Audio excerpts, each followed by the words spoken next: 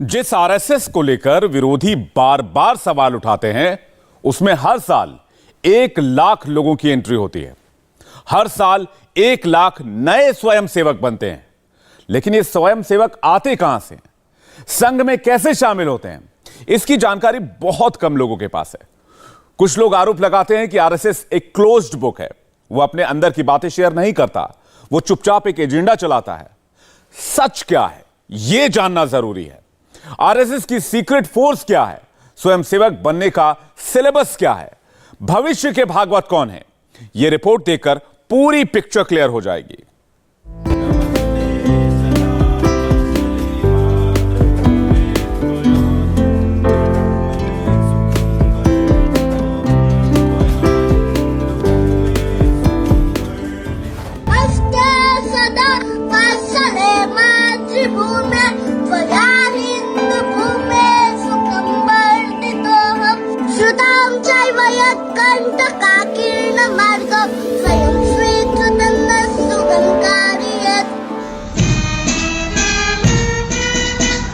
संघ पर सवाल उठाना आसान है, लेकिन उसे समझना उतना ही कठिन है। संघ है क्या? संघ का सीक्रेट क्या है? यह सिर्फ इन तस्वीरों से समझा जा सकता है।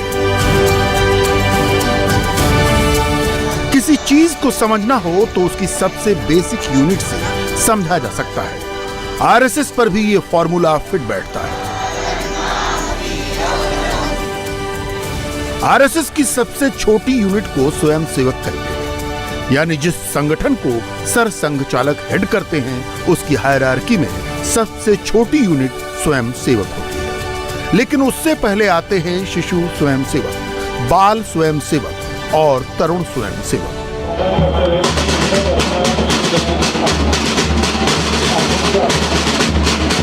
संघ के विरोधी ये पूछ सकते हैं कि संघ में इतने छोटे छोटे बच्चों का क्या काम? जवाब संघ प्रमुख के शब्द। मोस्ट डेमोक्रेटिक ऑर्गेनाइजेशन आपको देखनी है तो आप संघ में आइए।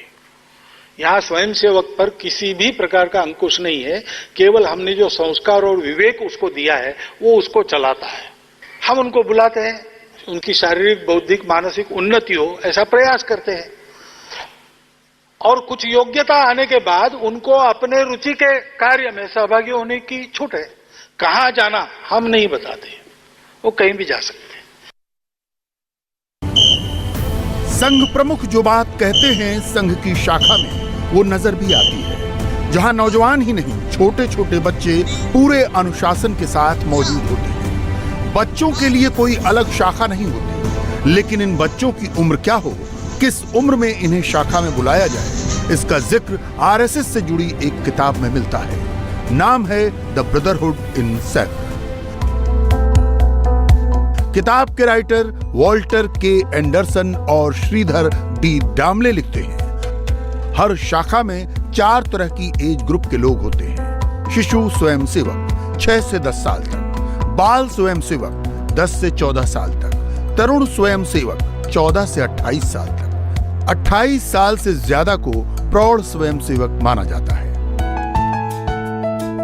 आरएसएस पर 40 से ज्यादा किताब लिखने वाले दिलीप देवधर कहते हैं, यही बच्चे संघ और उसकी शाखा की सबसे बड़ी ताकत है। मैं संघ विरोधकों को एक बात बतलाऊंगा कि संघ की सीक्रेट क्या है, संघ का आत्मा का है, तो संघ की शक्ति का है।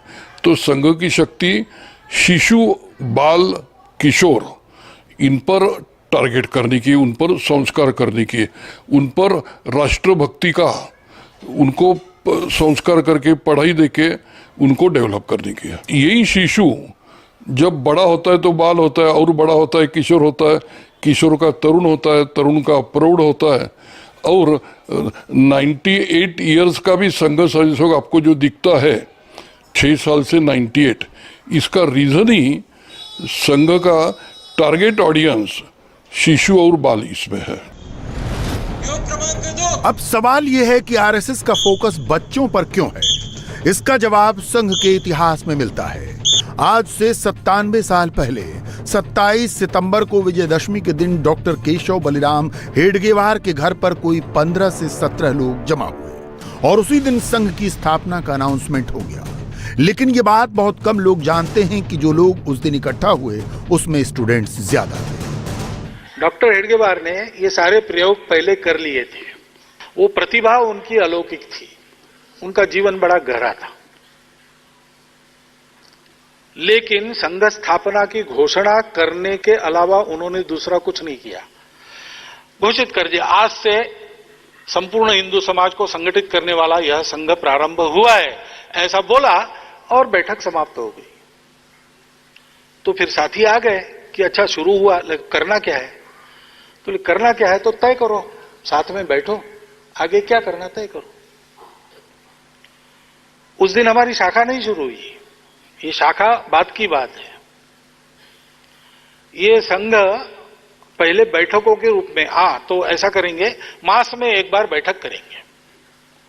अब मास की बैठक का अनुभव ऐसा आया कि पहले 2-4 बैठकों में तो लोग आए, बाद में बुलाना पड़ा, बाद में बुलाने पर भी नहीं आना शुरू हुआ।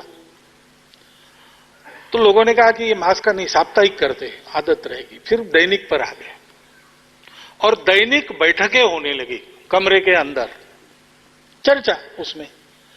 लेकिन संघ में जो आए उस समय लोग, वो सब जवान लोग थे, विद्यार्थी थे, बालक थे, किशोर थे, तरुण थे।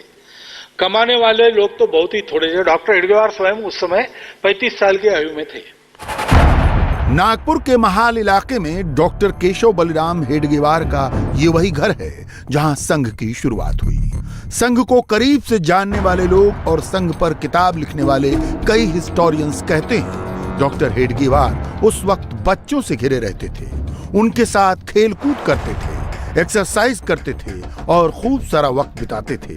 उनका फोकस बिल्कुल क्लियर था कि जिस ऑर्गेनाइजेशन को उन्होंने खड़ा किया है उसे यूथ फोर्स ही आगे बढ़ाएगी। लेकिन कुछ लोग इसका मजाक बनाते थे। उस समय डॉक्टर हेडगेवार जी ने जो लोग जमा किए तो उनके साथ में बाल लोगों की बहुत बड़ी टीम रहती थी।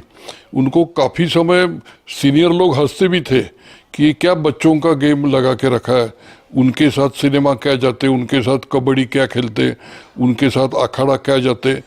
किंतु बात के जो बाला साहब देवरस जो सरसंघ चालक बने, उनसे लेके संघ की मेजॉरिटी टीम बाल स्वयंसेवक इस नाते ही हेडगेवार जी ने जमा की। तो संघ का बाल शिशु यहाँ आत्मा है। और आज 7वें सरसंघ चालक मोहन जी भागवत आज है 98 ईयर्स में। तो संघ की 7 पीढ़ियां ये 98 ईयर्स में संघ के लिए काम कर चुकी है। आरएसएस की स्ट्रेटजी बिल्कुल क्लियर है। जिन नौजवानों को देश का ड्राइविंग फोर्स माना जाता है उनमें वो बचपन से ही संघ के संस्कार डालने की कोशिश करता है। इसीलिए कई बार ऐसी तस्वीरें सामने आती हैं जिनमें छोटे छोटे बच्चे भी संघ के उत्सव में नजर आते हैं। जिस कवि की कल्पना में जिंदगी हो प्रेम गीत, उस कवि को आज तुम नकार दो। ये तो शिशु स्वयंसेवक हैं जो 9 या 10 साल से कम उम्र के होते हैं और शाखा के प्रोग्राम्स में ही दिखते हैं। लेकिन संघ की शाखा में बाल स्वयंसेवकों की मौजूदगी अच्छी खासी होती है। इनकी ट्रेनिंग के लिए भी खास तरीके का इंतजाम होता है। अपनी किताब द ब्रदरहुड इन सैफरन में वॉल्टर के एंडरसन और श्रीधर डी डामले बताते हैं आरएसएस स्वयंसेवक तैयार करने के लिए कई तरह के कैंप चलाता है।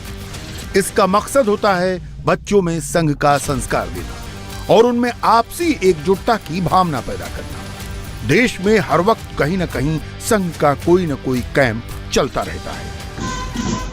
संघ में बच्चों के लिए जो ट्रेनिंग कैंप होते हैं उसमें पथ संचलन, ड्रिल, दंड युद्ध और घोष वाद्य सिखाया जाता है। बाल स्वयंसेवकों की ये ट्रेनिंग 7 दिन की होती है, लेकिन इसके बाद 2 खास तरह की ट्रेनिंग होती है जिसकी चर्चा अक्सर होती है। ओटीसी यानी ऑफिसर ट्रेनिंग कैंप और आईटीसी यानी इंस्ट्रक्टर ट्रेनिंग कैंप। संघ में जो लोग प्रचारक बनते हैं उन्हें 3 साल की ऑफिसर ट्रेनिंग कैंप की ट्रेनिंग पूरी करनी पड़ती है। इसमें आखिरी साल की ट्रेनिंग नागपुर में आरएसएस के हेडक्वार्टर में होती है। जो लोग इंस्ट्रक्टर ट्रेनिंग कैंप में शामिल होते हैं वो शाखा प्रमुख बन सकते हैं। इंटरेस्टिंग है, पहले तो शिशु यानी जो 6 साल से छोटा, भारत की कोई भी संगठन उनके पीछे नहीं है, किंतु संघ में शिशु स्वयंसेवक भी उस संघ का यूनिफॉर्म पहन के शाखा में उत्सव के दिन जाता है। अदरवाइज 6 साल का बच्चा शिशु, फिर 13 साल 14 साल तक का बाल, यह शाखा में इनको स्पेशली इन पर ध्यान दिया जाता है। उनको कहानियाँ राष्ट्रभक्ति की सुनाना, योगासन सिखाना, उनको संघ के राष्ट्रभक्ति के गीत सिखाना, उन पर अच्छा संस्कार करना, ये संस्कार, खेल में रुचि पैदा करना, अच्छे अच्छे सुभाषित और श्लोक का पठन उनसे करवा लेना। तो संघ की फ्रॉम द बिगिनिंग संघ ने इनको ही टारगेट किया है। नागपुर में विजयदशमी के उत्सव से पहले ऐसे ही कई कैंप चल रहे थे, जिसके बाद इस कैंप में शामिल बच्चे संघ का घोषवाद कर रहे हैं, परेड निकाल रहे हैं, ड्रिल कर रहे हैं। मोहन भागवत खुद इन प्रोग्राम्स में शामिल हो रहे हैं।